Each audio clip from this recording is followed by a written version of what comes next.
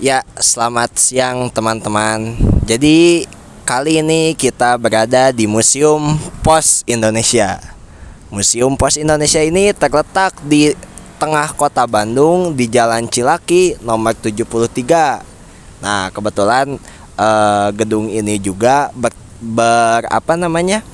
bertepatan gitu ya, berdampingan tetangga sama Gedung Sate sebagai kantor Gubernur Jawa Barat.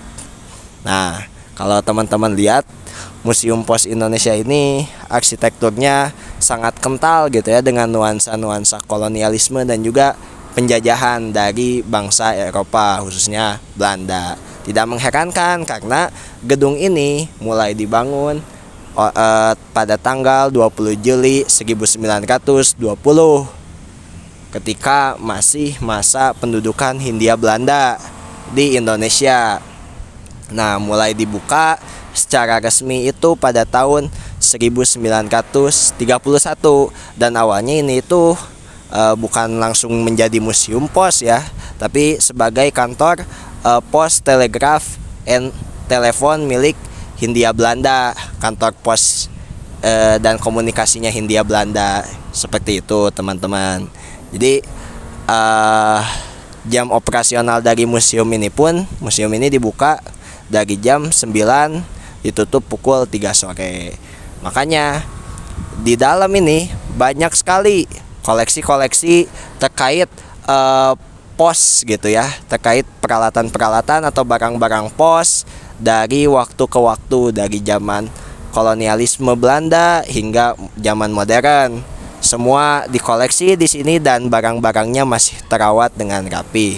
Nah, oleh karena itu, daripada menunggu, kita masuk aja ke dalam, kita coba, kita cek satu-satu koleksi-koleksi yang ada di Museum Pos Indonesia. Oke, teman-teman, sekarang di hadapan teman-teman udah ada sepeda pos. Nah, sepeda pos ini bermerek Valter. Mereknya ini Valter. Sepeda ini dibuat di Jerman Barat pada tahun 1938.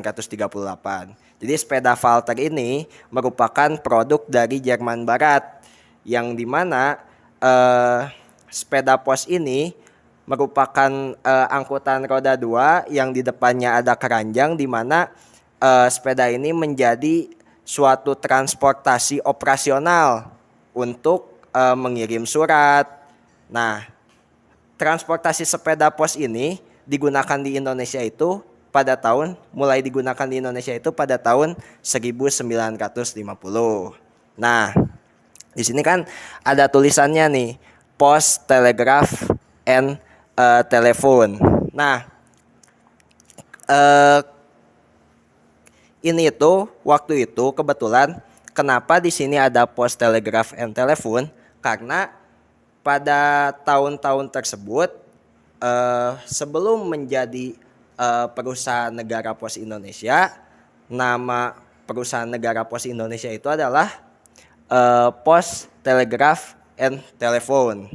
Nah, Pos Telegraf and Telepon ini merupakan suatu perusahaan pos yang dibentuk oleh Hindia Belanda di Nusantara pada saat itu, di Indonesia gitu, sebagai sarana ataupun media gitu ya untuk mengirimkan surat dari Batavia ke Bogor.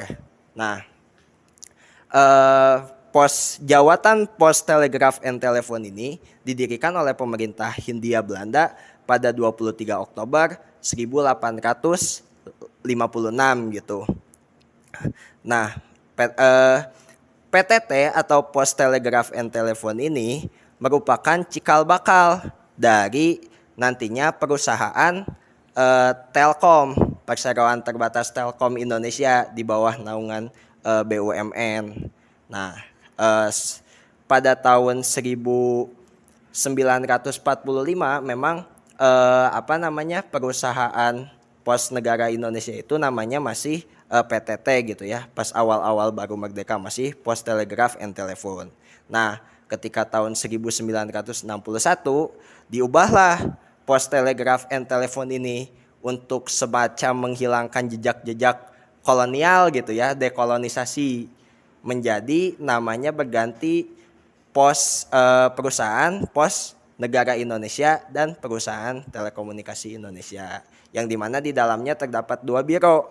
Biro yang pertama itu adalah biro pos dan giro, sementara biro yang kedua itu adalah spesifik yang berkaitan dengan telekomunikasi seperti itu. Nah, kemudian pada tahun 1974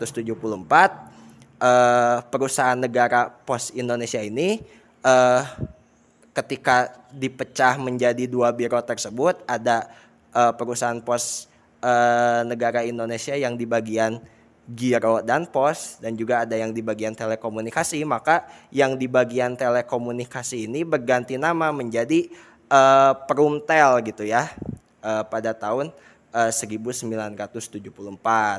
Nah, kemudian pada menjelang akhir tahun 90-an itu namanya berganti menjadi Perseroan Terbatas Telkom Indonesia di bawah naungan BUMN seperti itu. Jadi ya memang sejarah panjang gitu ya apabila kita melihat dengan sepeda ini. Di sini terdapat tulisan Pos Telegraf and Telepon merek Valter yang dikeluarkan tahun 1938. Dari satu sepeda saja sudah bisa menarasikan berbagai banyak hal gitu. Perjalanan museum pos atau perjalanan pos di Indonesia gitu ya. Perjalanan pos di Indonesia gitu. Dari satu sepeda pun kita bisa melihat gitu. Seperti itu, barangkali dari teman-teman ada yang mau ditanyakan? Saya ada, Kak. Pertama mungkin ada dua pertanyaan sih. Yang pertama itu ini untuk apa ya? Okay. Bagian ini. Nah, terus lalu yang kedua itu apakah koleksi ini otentik? Oke. Pertanyaan menarik gitu ya. Jadi memang ini itu seharusnya rem gitu ya, yang dimana remnya itu kan biasanya ada semacam kabel yang menyambungkan ke sini kan. Kemudian apakah koleksi ini autentik atau enggak, jelas gitu ya, di sini itu otentik gitu, dapat terlihat dari bagaimana pajangan di sini itu yang memang sudah terlihat seperti klasik gitu ya, benda yang klasik namun terawat gitu. Dari karat-karatnya aja kita udah bisa melihat bahwasanya memang benda ini itu benda yang sudah dari lama gitu, bukan replika yang didesain baru-baru gitu. Jadi memang beberapa koleksi di sini otentik gitu berdasarkan barang-barang yang sudah ada sejak dulu, kemudian dikoleksi di sini dan dirawat juga di sini seperti itu.